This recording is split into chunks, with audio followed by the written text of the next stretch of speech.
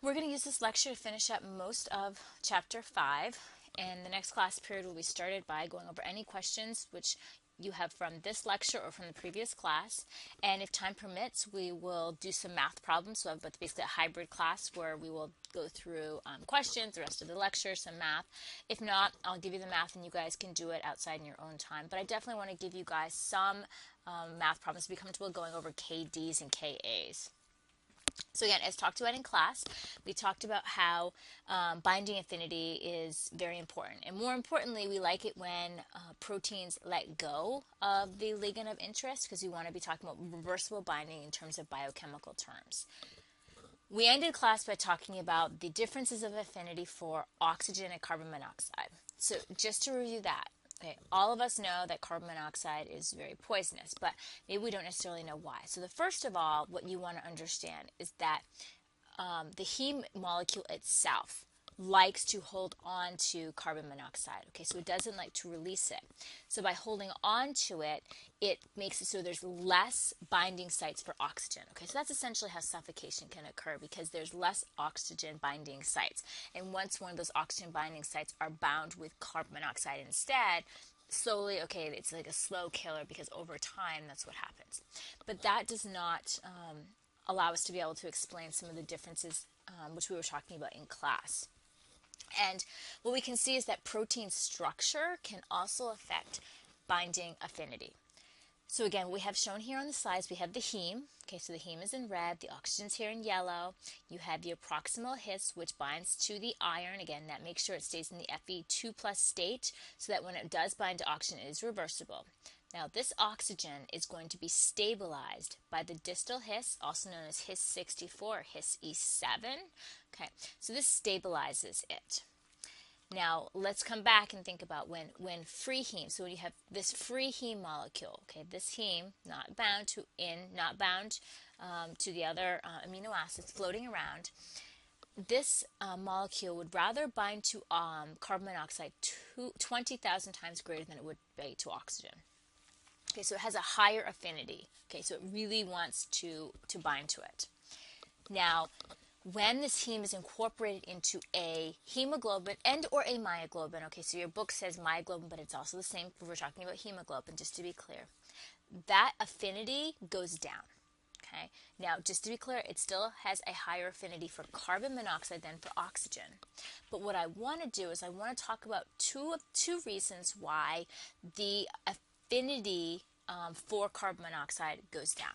Okay, so that's what we're going to be talking about. Why once it's in a protein, okay? Because again, protein structure can affect affinity.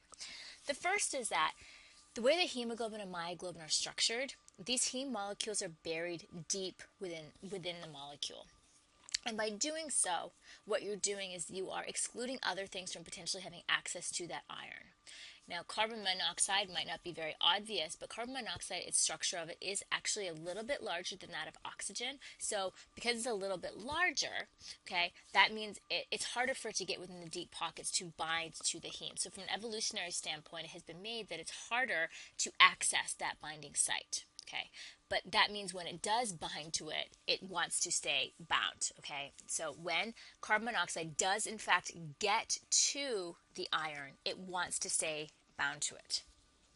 Now, let's talk a little bit about why why oxygen is still partially going to be able to bind there.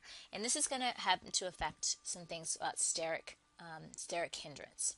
So what you're seeing here is, again, you're seeing that the distal histidine forms a bond with that of the oxygen, okay? And what I can show you here is that when carbon monoxide comes in, it comes in basically up and down, completely perpendicular to the heme molecule. By doing so, it's unable to form that bond with that distal histidine. However, oxygen can. Now, that bond which the distal histidine forms with the oxygen helps to stabilize that oxygen so it can be transported throughout the body. Okay, so that's why you want to be able to have that bond.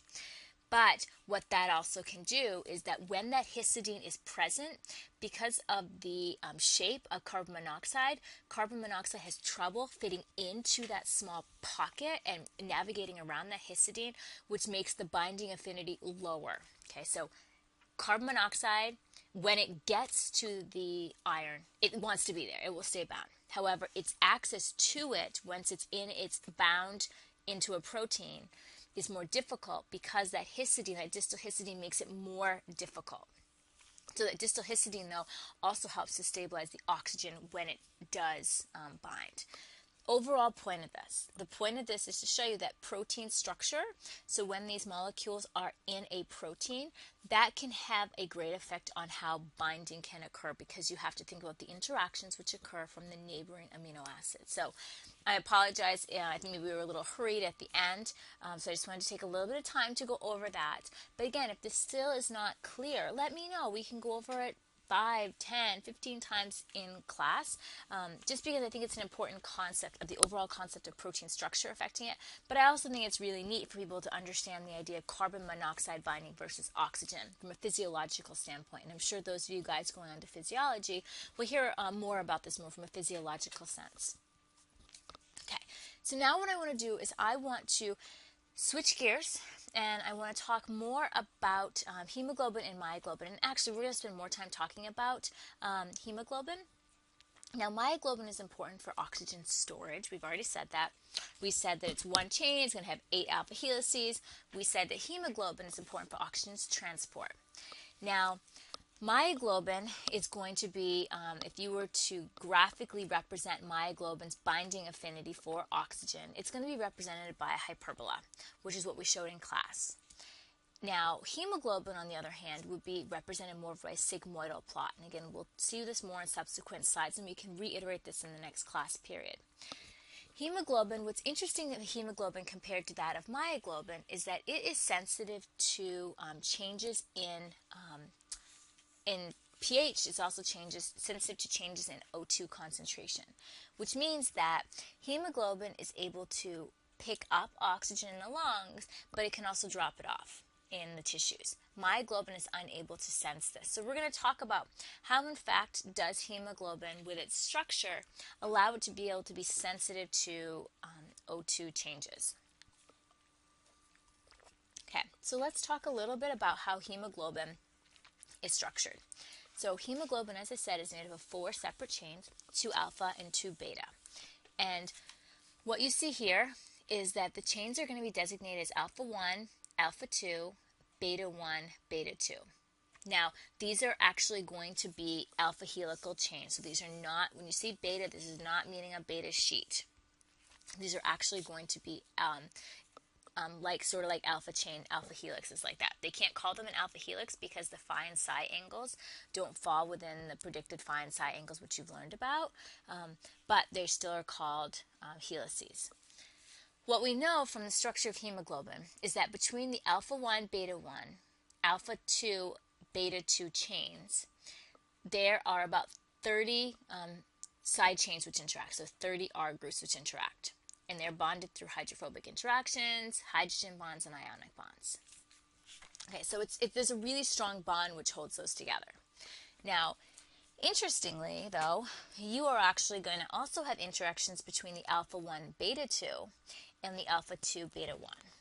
And these are held together by about 19 residues. So in your mind, you're probably thinking, well, that's not very strong and it's not very important.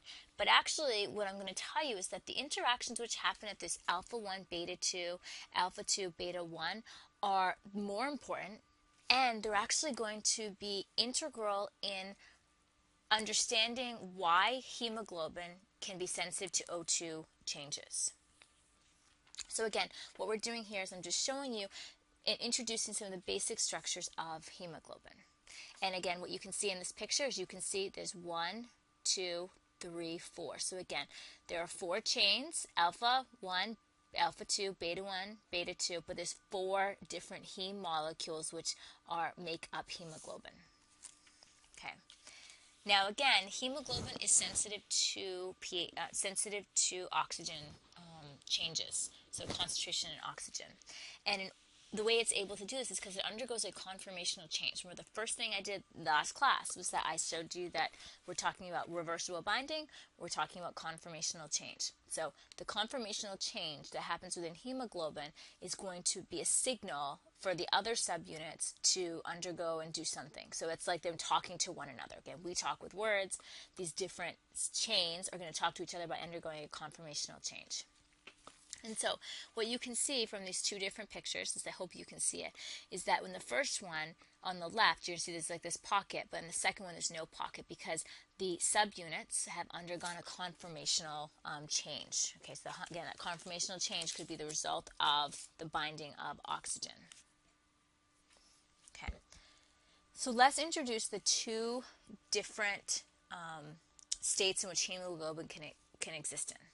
There's the tense state, the T state, and the relaxed state, the R state. The R state is considered to be the one which has high O2 affinity, and this is when it's oxygenated. Okay. The T state is the tense state. It has a low affinity for oxygen, and it's deoxygenated. Okay. And hemoglobin can switch very quickly between these two states. Okay, now just to kind of get you foreshadowing, remember I told you that those interactions which are going to be happening between your alpha 1 beta 2 and the alpha 2 beta 1, these interactions which happen there are going to be what are going to drive this tense state. Okay, so those bonds which happen there are going to be forming that tense state. Okay, now just to add on to this, the R state, that is what you're going to see a lot of. A lot of hemoglobin is going to be in the R state in the lungs. Okay, you want hemoglobin to have a high affinity for oxygen in the lungs. Why? Because you want it to be able to grab on to every possible oxygen molecule it can in the lungs. Okay, then what it's going to do is it's going to travel to the tissues, and in the tissues it is going to switch to the T state, and it's going to have a low affinity, and it's going to want to drop it off and get rid of it. Okay, so again, hemoglobin can switch between the T and the R state. Now, you're probably also seeing we have a histidine HC3 here. Okay, we're going to talk a little bit more about histidine HC3 in a little bit. But again, that is one of those interactions which you're going to be able to be seeing between the alpha 1 beta 1, alpha 1 beta 2, alpha 2 beta 1 interactions.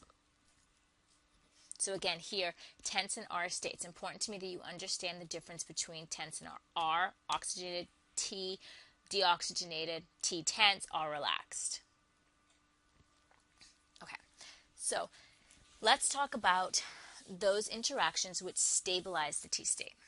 So the T state, the tense state, the deoxygenated state, the low oxygen affinity state, and I will keep saying that over and over, is stabilized by ion pairs which happen between the alpha 1 beta 2 and alpha 2 beta 1. More specifically, the histidine, so the histidine HC3 and the FG1 on the beta chain are going to form an ionic bond with the lysine C5 on the alpha chain. Okay, so you have on the beta subunit, okay, so you have the HC3 and the FG1. Again, these are considered to be relative locations. Is going to form a bond with the lysine C5, again, another relative location on the alpha subunit. So this is happening between alpha 1 beta 2 and alpha 2 beta 1. So these interactions form the tense state. When these are together, they're going to form a deoxygenated hemoglobin. This is when it's going to want to drop off. So when I say deoxygenated, it switches from the T state and it's dropping off its oxygen. Again, T state's mainly going to want to be existing in the tissues because you want your hemoglobin to drop off your oxygen. Now realize again, it's never 100%. Okay, so you're never going to have 100% deoxygenation. It's usually somewhere around 60%. We're also never going to reach 100% R state. Okay, most people have, and a healthy individual is going to have somewhere between 97 to 99% oxygenation in their bloods. So again, T state stabilized by these ion pairs. When it goes into the R state, the relaxed state, these ion interactions are broken. The breaking of these causes the conformational change, okay, which makes the affinity for oxygen then to increase. Because remember, in the R state, when it switches to the R state, it wants to grab onto oxygen. So thinking about this again, oxygen binds hemoglobin in the T state. It's going to trigger it to go to the R state. The alpha beta subunits slide past one another, okay, and then that causes them to break. Okay, so again, we have it here. T state. T state, low oxygen affinities, deoxygenated. Okay, stabilized by the ion pairs, which are happening between the alpha 1, beta 2, alpha 2, beta 1. When these break, okay, and they're going to break as the hemoglobin transitions into the R state, which is a high affinity for oxygen, these subunits rotate in. Okay, now another way to think about this is that when these break, these ion pairs break, the reason these subunits want to rotate in is because they're now triggered into the R state. They're carrying oxygen. If they're carrying oxygen, they want to protect that oxygen to be able to carry it to that sending location. Okay, so you want it to be able to do that. So hemoglobin's constantly switching between the T and the R, T and the R. Again, mostly T in one location, mostly R, in the other. So when these ion pairs break, you're going to have the rotation of the histidine HC3, the FG1, the lysine C5, and that's going to help to protect the oxygen, which is picked up in the R state. Some other things to point out is that we've just talked about a conformational change which happens on the HC3, FG1, and C5 for those ion pairs, but there's also a conformational change which happens with the heme molecule itself. So several conformational changes. So again, the subunits are talking to each other because of these conformational changes which are happening within hemoglobin. In the T state, that porphyrin ring is slightly puckered. Okay, so you can see in this, it's slightly puckered again. Here's my His F8, which is keeping my iron in the Fe2 plus state. Okay, so here, again, this is where my oxygen can come in and bind. Once the oxygen does bind, you can see that this becomes much more planar, okay, straight up and down. This is going to also contribute from the T to the R transition. So T state, okay, lots of ion pairs between the alpha 1, beta 2, alpha 2, beta 1, specifically between HC3, FG1, and C5. In addition, you're also going to have a puckering of the heme. When it switches into the R state is going to be the oxygenated state. You're going to have a breaking of those ion pairs. The molecule becomes much more relaxed. You have the folding in of those residues, and the porphyrin ring becomes more planar and less puckered. Lots of conformational changes that happen there. Again, essential for the communication between the different subunits. Okay, and here's just a diagram to show the switching between oxygenated and deoxygenated blood.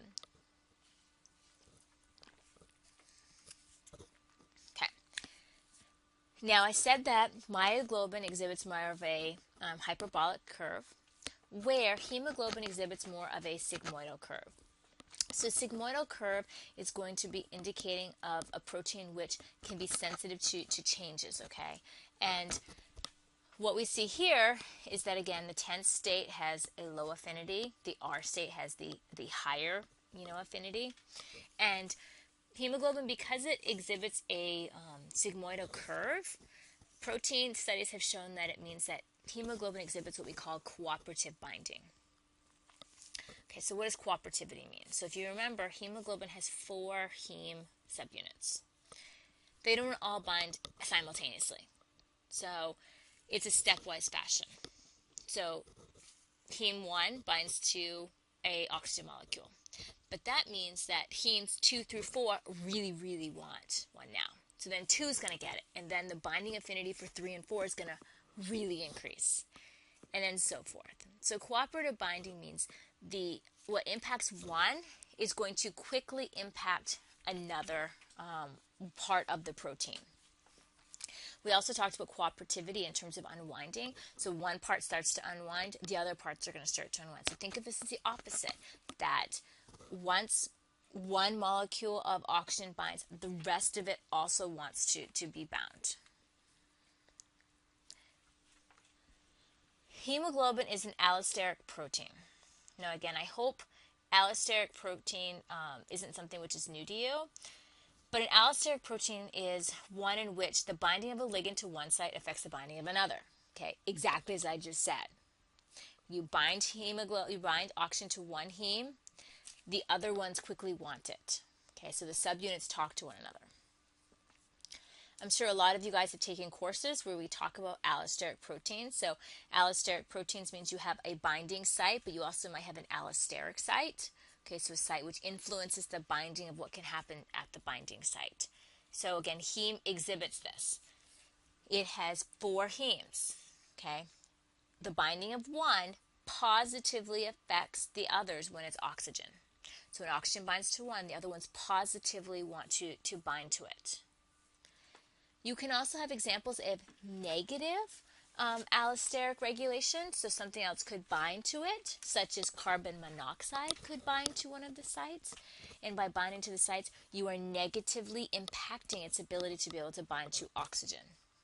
Okay, so again, there's an example of both a positive as well as a negative. Before we go on, what I want to do is I want to mention that there are typically 2 types of we'll call them modulators, or things which can impact. There's one that's called homotropic, H-O-M-O-T-R-O-P-I-C.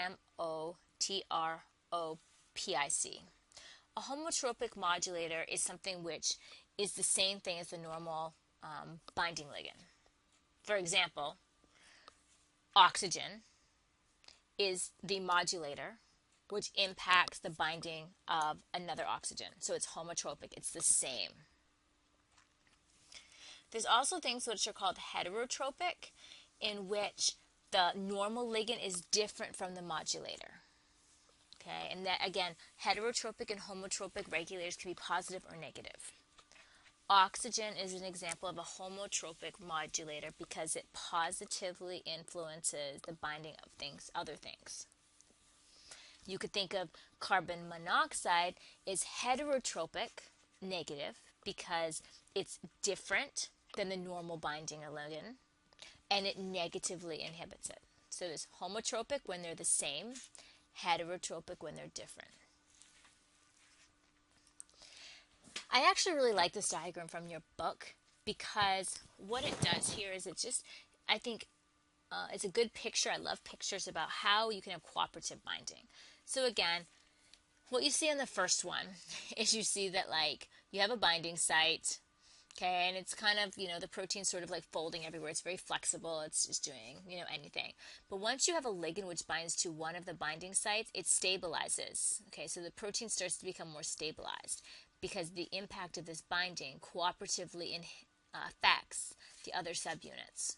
Okay, so again, when you look at hemoglobin, it has 4 binding sites. One binds. Now the other ones want to become more stabilized, so they too are going to want to bind to an oxygen molecule.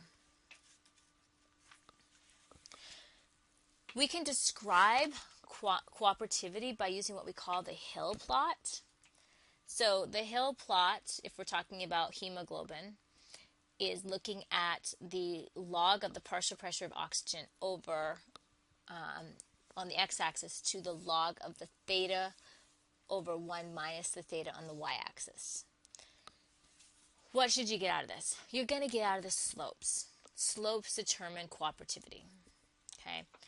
If you have a slope of 1, like myoglobin, there's no cooperativity.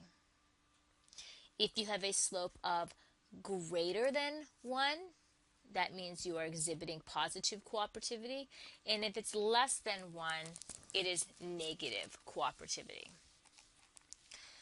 Well-documented cases of negative cooperativity are completely rare. So we have very few of those. We've talked about one, but we have very, very few. Most of them are going to be positive to cooperativity. You will not be making a Hill plot.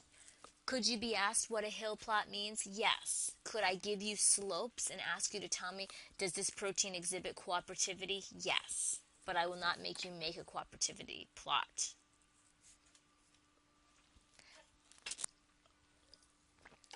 So now that you have mastered hemoglobin and you know where oxygen binds, we are going to talk about the fact that oxygen binds other things.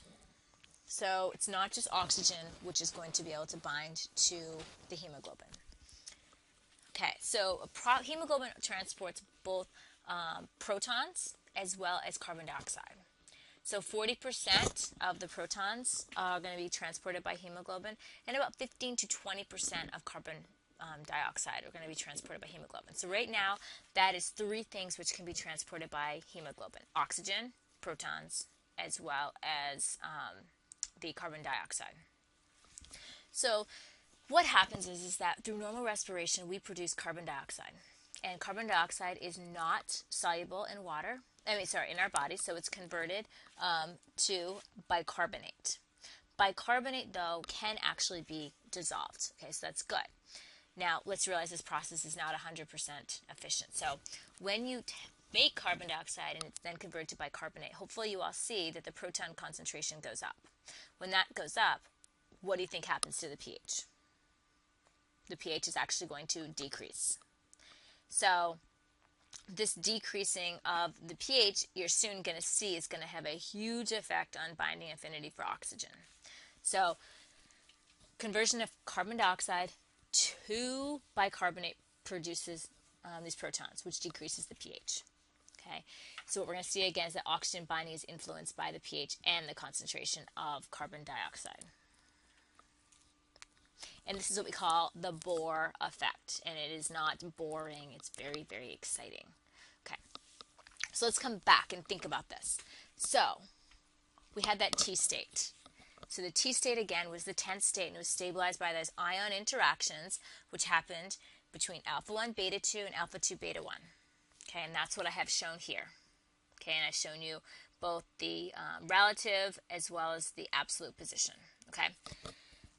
Those ionic interactions are actually going to be stabilized by the formation of these bonds bonds which can form. So the Bohr effect says that as the pH goes down, you're going to favor that T state. So okay, we come here. What's going to happen is that carbon dioxide is going to produce bicarbonate, but as a byproduct, I get the production of these protons. These protons are then going to decrease my pH. But these can actually help to stabilize the ionic interactions which happen here. So that is stabilizing my T state. So thinking about that again, lower pH favors T state. Lower pH is going to favor deoxygenated blood. Again, let's think about this from a physiological standpoint. In the tissues, you have a high concentration of CO2 because that's where, say, the respiration is occurring. So in the tissues, not only do you have a high concentration of CO2, but then as the result of this reaction, you're going to have a high concentration of protons, which then as a result, you're going to have a lower pH. Because the protons can help to stabilize my T state, this means that in the tissues, my hemoglobin is going to switch to the T state. So it's going to have a lower affinity for oxygen. It's going to drop off all of that oxygen. But as a plus, we're going to talk about in a second, it actually is going to come over and it's going to be picking up the carbon dioxide and the leftover protons. Let's go back to the lungs. The lungs, you don't have a lot of CO2. So because you don't have a lot of CO2, my protons are going to be down, which means my pH is going to be up. Because I no longer have those protons to help stabilize my T state in the lungs, I'm going to switch to my R state, which means I'm going to grab onto as much oxygen as I possibly can. The lower the pH, the more ionic interactions you have at alpha 1, beta 2, alpha 2, beta 1, which means I favor my T state, which means I am going to drop off my oxygen and become deoxygenated. the higher the pH, the higher the affinity, which is my R state, and I'm going to get that in my lungs. I would listen to that a couple more times. Okay, so let's bring this all together. So again, remember, oxygen binds to the iron in the Fe2 plus state. Those protons that we had produced from that production of bicarbonate are going to bind to the HC3 residue, and they are going to help to stabilize that T state. And again, what it actually does is it ends up changing the overall pK of the residue. I'm not super worried that you guys know about that. But just remember that the protons which are produced from the production of bicarbonate lowers the pH, but it also stabilizes those T state interactions. Now, the carbon dioxide, which is left over, that doesn't get turned into bicarbonate, can bind to the alpha N-terminus of each of the globulin chains. So that means the hemoglobin is binding three things. Oxygen at the iron. It's going to bind to the protons at those histidine HC3. And then it's going to bind to carbon dioxide at the alpha and the alpha chains at the N-terminus. Okay, so one last thing I want to bring up, and again, if you have questions for the next class, please have them. The last thing I want to bring up is I want to bring up the concept of BPG. This phosphoglycerate, it favors the T state. Okay, so 2,3-BPG favors the T state. So again, if it's favoring the T state, then it's going to be favoring deoxygenated blood. Why do you care? Why does this matter? Okay, so we like things to be able to drop off oxygen because it's going to keep things more oxygenated. So that's the T state. Now, we all have BPG. And in fact, all of the curves you've been looking at so far have BPG because we actually have the inability to really to pull it off when we're looking at these curves. But BPG concentration is going to help us physiologically be able to adapt to certain sorts of conditions. Because what the BPG does is it's a heterotropic modulator. So again, what this means is it affects the binding of oxygen, but it's different than oxygen, so we're calling it heterotropic. It is positively going to be changing things, though. Okay, so what we're seeing, again, is that BPG is bound to hemoglobin, and it favors the T state. It's going to help us to drop off our oxygen. So think about this. How many of you guys have been to Colorado or places in which you have high altitude? Okay, there's something called altitude sickness. Altitude sickness is typically you're dizzy, you're sick, you don't feel well. The question is why? It's because your body's not getting enough oxygen. Your hemoglobin is physically not dropping off enough oxygen for you to be able to get. So what happens is that your body can start making more BPG. If it produces more BPG, then it is going to bind, and it's going to help the body have more T state and then drop off more oxygen. Okay, so again, the BPG can also bind to hemoglobin. The BPG helps to favor the T state. Now, when you go back to regular level where you are, so let's say you go to Colorado, you get sick. When you come back, your body will physiologically adapt and your levels of BPG will become normal. I'm sure you've also heard again of extreme athletes. A lot of athletes will train at higher altitudes. The reason you're doing this is because you are naturally doping your body to increase your BPG. Therefore, your tissues are going to be getting more oxygen. If you're getting more oxygen, you're going to have better performance. Okay, so all of these are related to the BPG. So, hemoglobin. Hemoglobin can bind oxygen at the iron. It can bind the protons at the His HC3, which helps to stabilize the T state. It can bind carbon dioxide at the alpha chain N-terminuses. And it can also bind BPG. What I haven't told you about is where it binds BPG. So, BPG itself is going to be negative. BPG only binds to the beta subunits. The beta subunits have a lot of positive amino acids. Because of the positive amino acids which make up the beta subunit, the negatively charged BPG can bind to it. So again, that BPG increases the T state. It's extremely important to me that you can understand the differences in states between T and R and where this could occur. We will go over this in the next class, but as a reiteration, in the tissues is the place where you'd want hemoglobin to drop off a lot of oxygen. So if you want it to drop it off, you want it to have in the tissues a low affinity. So you need in the tissues for hemoglobin to be in the T state. Okay, now let's think about this. In the T state, again, low oxygen affinity, it's going to become deoxygenated. Now also in the tissues, you're going to have a lot of carbon dioxide because the tissues would be undergoing cellular respiration. Therefore, your proton content would be increased and your pH would be low. This would result in the formation of those ionic interactions between the alpha 1, beta 2, alpha 2, beta 1. That is going to help push it into that T state. So your hemoglobin, you pick up oxygen in the lungs, in the R state. Once you get to the tissues where you want to drop it off, that change in pH is going to cause it to switch into that tense state and deoxygenate it. So things which drive the changing of conformation are going to be pH. pH is huge here. Okay, so I want you to be able to explain and understand that. Next class, we're going to begin with questions. We will go over any question you have from this lecture. We will then finish up the lecture, which is just a couple more slides. And then if there's time permitting, we will do some math problems. So again, come with questions. If you're not comfortable asking questions in class, feel free to email them and I'll just start the class, with a bunch of all the questions that I have. This stuff, I understand some of it's counterintuitive and it goes against what you think, high affinity versus low affinity. We can go over it as much as you want, but you guys have to ask me questions because I get the stuff. So I'm not really sure if people are having difficulties, but I love questions. Please, we don't need to go on unless, we get to answer your questions.